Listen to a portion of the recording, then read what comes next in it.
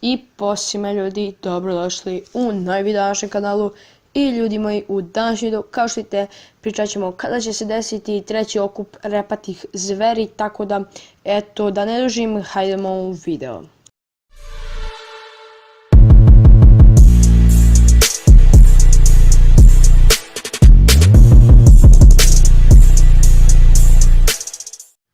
Dakle, kao što vjerojatno svi znate, prvi skup repatih zveri je bio kada je Hagoromo ili Manga Mudra 6 puteva podijelio čakru devetorepe na 9 delova.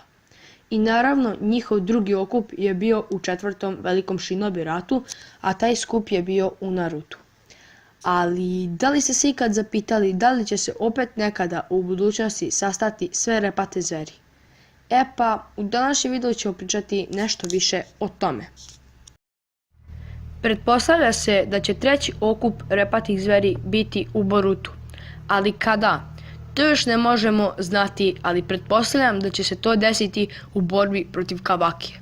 Ali prije nego što se Kawaki pošalje Naruta u drugu dimenziju, Naruto će prebaciti Kuramu i male dijelove čakre svih repatih zveri u Boruta, tako da će se treći okup repatih zveri desiti u Borutovom tijelu i naravno repate zveri će dosta pomoći Borutu u borbi.